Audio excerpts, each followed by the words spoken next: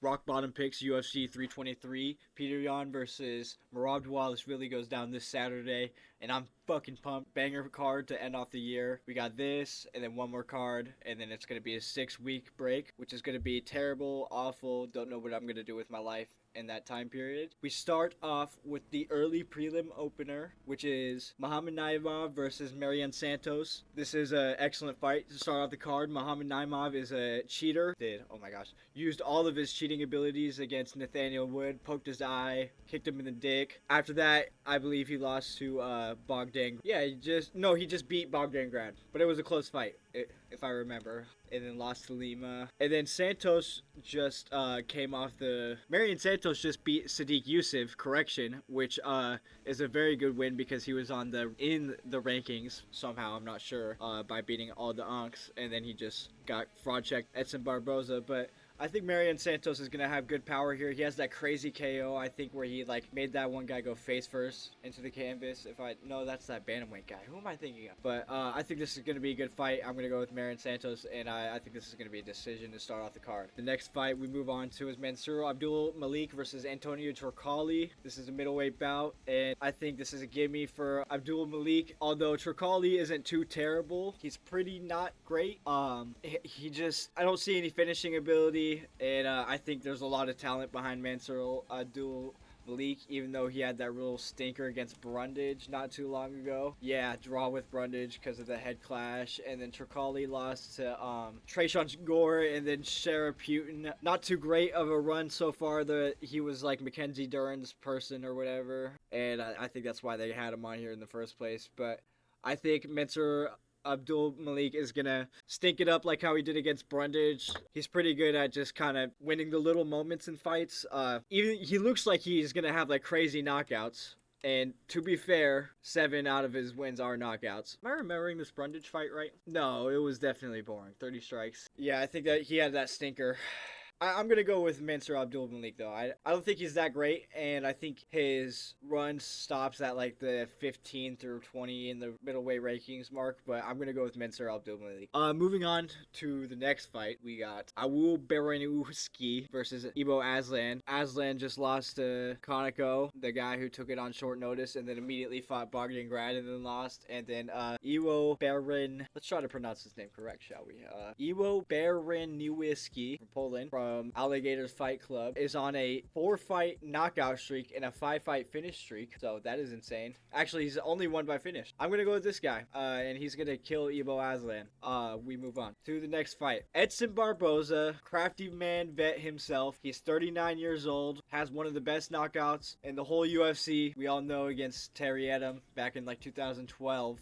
Literally. And then Jalen Turner coming out of retirement.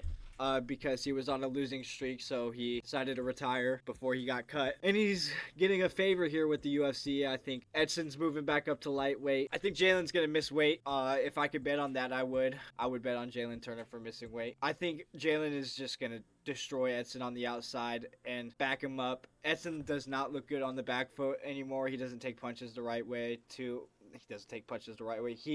There was an old Edson that took damage, and like the look is different with Edson now, and he looks finishable now.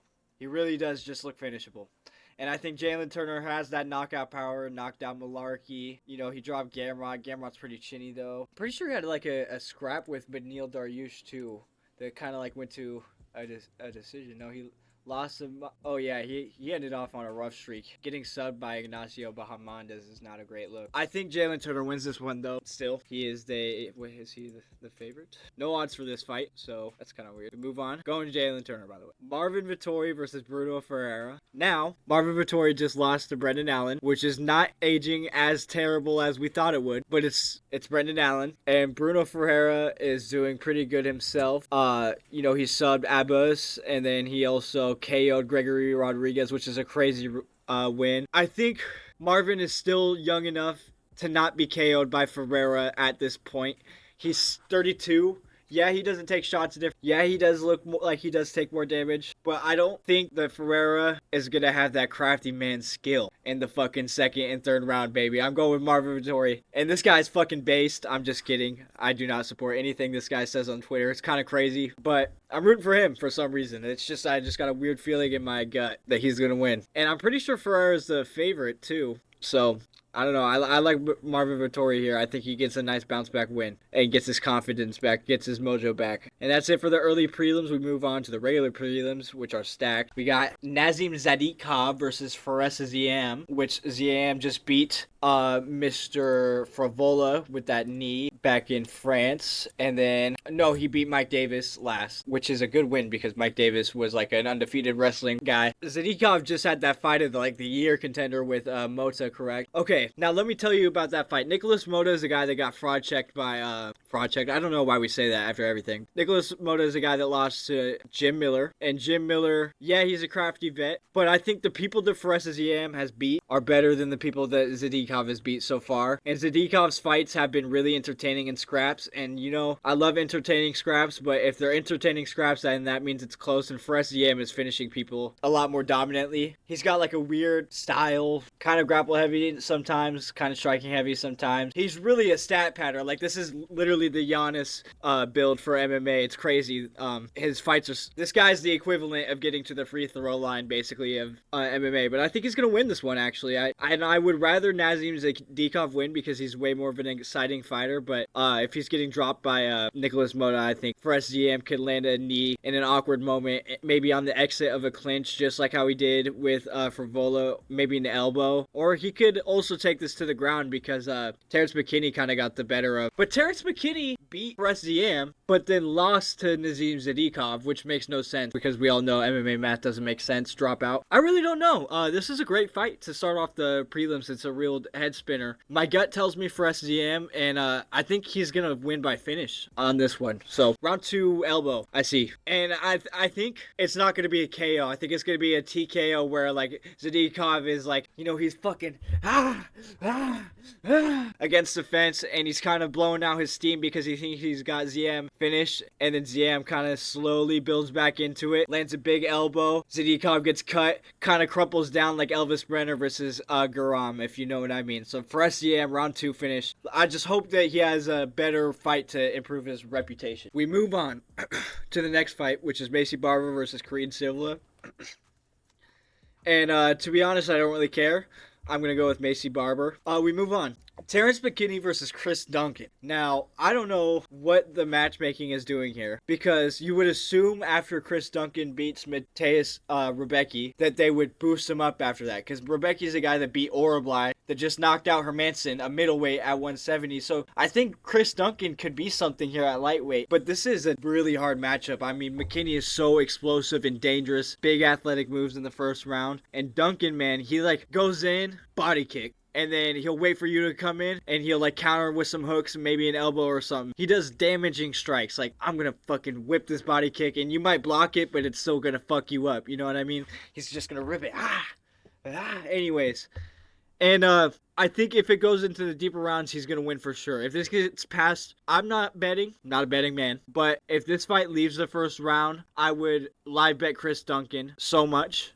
But there is a world where Terrence McKinney goes out there and fucking sleeps Duncan out cold. We saw it against Charlie Campbell on Dana White's Contender Series. Duncan literally got dropped so bad, woke up when he hit the ground, somehow won the fight, which is crazy. McKinney finds KOs, man, and other than the motherfucking Bonfim fight, he's only lost to Dober. He lost to Derek Minner, which is bad. And Rebovich is my favorite fighter at 155, so I don't hold that against him. And then, like I said, he lost to... I think Chris Duncan wins, but man, if I have to rewatch this and Terrence McKinney fucking sleeps him, I'm going to be upset that I didn't pick McKinney, because I really do see the first combo. Like, I literally can see the first exchange that McKinney throws being the one that finishes Duncan, which is crazy that that's a possibility for someone in his fights. McKinney, man, he's so weird. He looks so good and talented in the first round. Athletic, explosive, technical, wrestles people dominantly. Took Zadikov down, dominates him, but then he is a shell of himself in the second and third. It's crazy. So I'm going to go with Duncan. Please don't fuck my ass on this one. We move on to the headliner of the prelims, Grant Dawson, the missing link versus Manuel Torres. And I'm going to go Grant Dawson, and I think he's just going to grapple Manuel Torres. I think Manuel Torres has a very obvious weakness in the grappling. I think he has a little bit of the Gaethje issue. Sorry. The takedown defense is good because he's big and athletic, but once he's down to the ground, the submission and the jiu-jitsu defense is just not there, and I just see Grant Dawson just kind of wet blanketing him. I really hope he gets a finish. He probably will in the third round, 4 minutes and 31 seconds into just dominating and landing 5 strikes. And I like Grant Dawson too. I'm not making fun of him, but I wish there was just a little bit more. Here, let me pull it up actually. Grant Dawson, 23 wins, 13 subs, 5 TKOs, which isn't bad. But you got to think those TKOs are probably all ground and pound. The Joe Selecki fight was boring. He got knocked out with the jab against King Green. But he did turn that into a really silly ad. So I admire him for that. He had the cannabis ad, and he was like, if you need to go to sleep. And Bobby Green ain't there, if you know what I'm talking about. Anyways, he beat Damir Ismagulov. Good win, but kind of a boring fight. Marco Madsen fight. He got dropped by Marco Madsen, which is not a good fuck, man. I don't know about this one because Grant Dawson kind of has a soy chin. And Torres, dude, okay. Fact. This is a fact. Grant Dawson goes on a 1, 2, 3, 4, 5, 6, 7, 8, 9, 10, 11, 12. 12 fight win streak, including said names like Jared Gordon, Damir Ismagulov. And then he finally gets his big break against King Green October 2023. And he loses in 33 seconds to one jab. Like literally one jab. And then ever since that, he's fought twice in 2024. And then he fought once in the beginning of 2025. He says that he wants to be more active. I don't know, man. I'm going to pick Manuel Torres, actually. I switched my pick live right now. I think Manuel Torres is going to put Dawson out bad in round 1. And it's his boxing. His boxing is really good. And he's big for this division. I don't think he's 5'10". He's going to be a lot bigger than Grant Dawson, obviously. I think. Because, I don't know. Grant Dawson looked comparable to Bobby Green. And I think Manuel Torres is... He was, kind of the same stature as Bahamandez when they fought. I don't know. Maybe I'm not going to go... I'm going Torres. I don't know what I'm talking. Torres wins. Making a risk. Let's see if it pays off. We move on. Bullish power. Jan Blachowicz, one of my favorite light heavyweights ever. I really hope he wins this fight. Versus Bogdan Guskov. And I am going with Jan Blachowicz. I think he's still got it at the age of 42, which is crazy. Do I think that he's going to try to grapple? Yeah, but I don't think it's going to be in the third round. What I can see happening is Bogdan does that that karate blitzing kind of style. But he's going to be getting caught by Jan. And I think it's going to make him a lot more timid. And it's going to slow the fight down into the big leg kicks that Jan throws. It's going to turn into the big power punches that Jan lands on the exits, the kicks on the exit. The combo he was landing on Reyes, he would end it with the... Wait, what was it? It was the boom, boom. And then he'd throw the lead body kick. And by the end of the second round, Reyes had his fucking foot tattooed onto his side. One of my favorite fights of Blachowicz's to watch was that one. And I really want him to win, and I think he's going to win. I don't think he's going to put Guskov away, but I think he's just going to make a nice technical decision where Buskov's just going to walk out like Ankalaev limping after this one, because everybody gets their legs fucked up by Jan Blachowicz. Everybody knows what he's going to do. He's going to counterpunch, leg kick, and then he's going to try to grapple if you're a known striker. He's a very smart game planner, too, I think, and I think Bogdan Guskov is good. He's kind of like a Lyoto Machida, almost. He's got a little bit of a sneaky ground game, too. I think he submitted Span with the guillotine. He's got a really good record. I think it's a damn shame that Yuri and Jan haven't fought. And I think if Jan wins, that's the fight to make. So I'm picking Jan. And I'm picking him by decision. And we move on to Henry Cejudo, the triple champ, and versus Peyton Talbot, Frank Ocean's husband. $7 billion company doesn't even have the fucking prospect on the feature fight of the main card fucking picture. This is so disappointing. Anyways, Peyton Talbot, Henry Cejudo. Okay, so let's state the facts. Henry Cejudo is retiring after this fight, and I think he's being truthful about that. And Peyton Talbot does not deserve this. This is such unfair treatment. Howdy Barcelos is on a longer win streak, beat Peyton Talbot, and he is getting a ranked fighter but oh my gosh, he is getting a ranked fighter after Talbot, and is probably not even gonna get a ranked fighter, which is crazy because he beat him in his win streak that's active still, which is beyond me. And Talbot only came back and fought Lima to a decision. Makes no sense. And Talbot lost to Hany Barcelos this year in February. That Hany Barcelos is not comparable at all to the wrestling of Henry Cejudo. Not at all. I'm sorry. Henry Cejudo is taking down Merab. Crazy work. You know what I mean? Did he take down Merab? Or am I lying? I might be lying. So let's go to the the Merab fight. Fact check as we speak. He fucking did take down Merab. I think this is an easy... I could see Henry Cejudo maybe getting a finish here. I see vintage Cejudo here, maybe like a Marlon Moraes-esque performance here. And he was handling Song Yadong super well in their last fight, and then got cheated, got poked in the eyes. And then you gotta also think that Henry Cejudo has the best striking defense statistically in the UFC, I'm pretty sure, because he gets hit the least or something like that. And I don't think Talbot's gonna land that blow that he landed on Simon. I don't think he's gonna land that blow that he landed on he didn't even finish Lima in his last fight. Giannis Gamuri, that was like I don't know about Talbot, man. I think he's really good. I think this is too much too quick. And I'm going to go with Henry Cejudo by third round TKO. Brutal elbows. And it's going to be really rough watching a young guy like Talbot take so much damage, honestly. That's my prediction. And we move on to... Oh, this is the feature fight. My apologies. Brandon Moreno versus Tatsuro Taira. Man, whole lot of light guys. We got 4 fights above 185 on this whole card. And then the last 3 are all light guys. Anyways, we move on. Brandon Moreno versus Taira, and I'm picking Moreno. And I think Taira isn't improved enough yet. I think we're too harsh on Amir Albazi, realistically. And I think we don't give Royval enough credit. And I know Royval beat Moreno, but that was a close fight. I hope we just see vintage Moreno, because if we do, then I'm definitely picking him.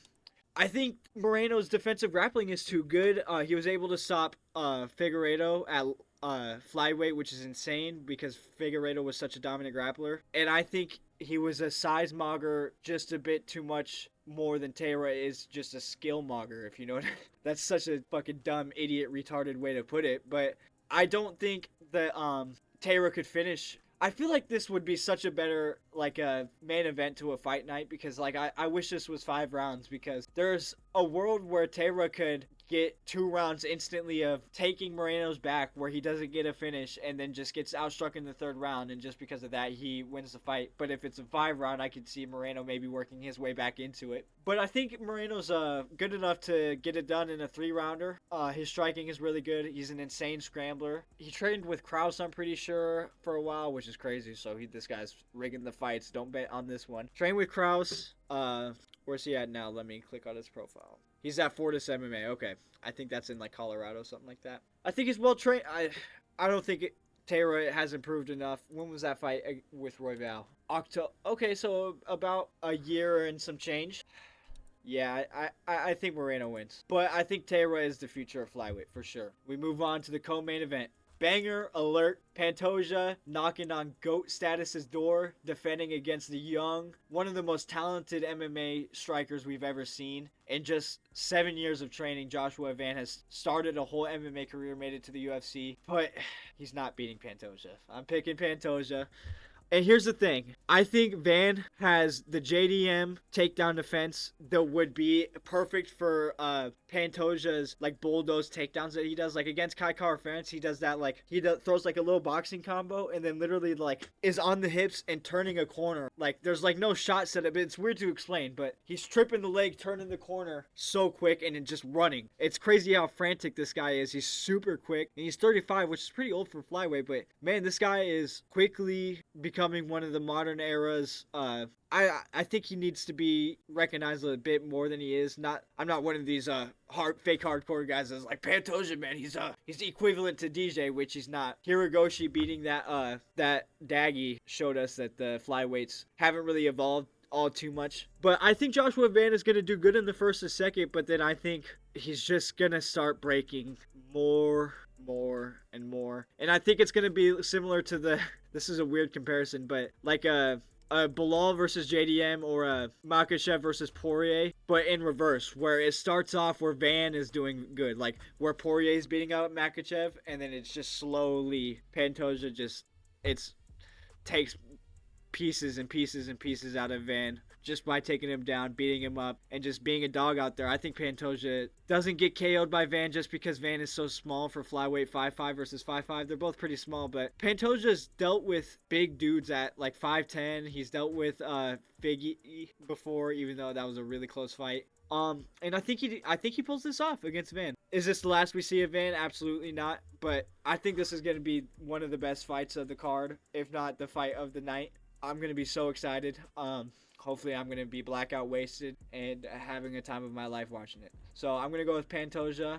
And I think he finishes Van in the fourth or third. Later rounds finish for Pantoja. We move on to Merab Dvalishvili versus Peter Yan. And guys, I can't lie. I don't see anybody beating this dude. Merab Dvalishvili also getting crazy up there in bantamweight GOAT status right now. And even though Peter Yan was hurt in the first fight, he's the same almost. I don't know. His last two performances were too not urgent enough. You always want to see a little bit more, but the Figgy is kind of getting showed of being a little bit of a shadow of himself, you know what I mean?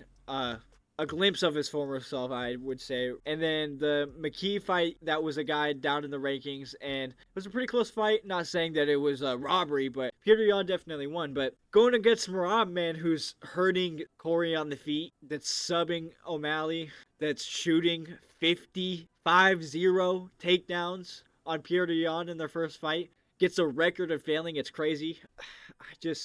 I just don't see any way Peter Yan can have enough space, time, continuum, and all those kind of words to have bigger moments in the fight that make Dvalishvili not win a decision here. So I think Rob's going to get a clean 5-0 sweep in this main event. Which, anticlimactic end, I don't think this fight will be too entertaining. I don't know, man, because Merab has been entertaining lately. I love Merab and hate him at the same time. He's such a weird guy. He's a weird guy. But, good champion. I like that he's defending his title 4 times. You gotta love that. I mean, champions never fight nowadays. Look at fucking Topuria and look, Gaethje. It's real bad. So, Merab, you gotta be thankful for. You really do as an MMA fan. So, I think the title reign continues here. And, yeah, this is 322. Let's get some more predictions. Okay. I think KO of the night is gonna be either Jalen Turner versus Barboza or Terrence McKinney versus Duncan. Yeah, those 2 fights I think are maybe even the Torres fight. So those 3 for finish. That's shit.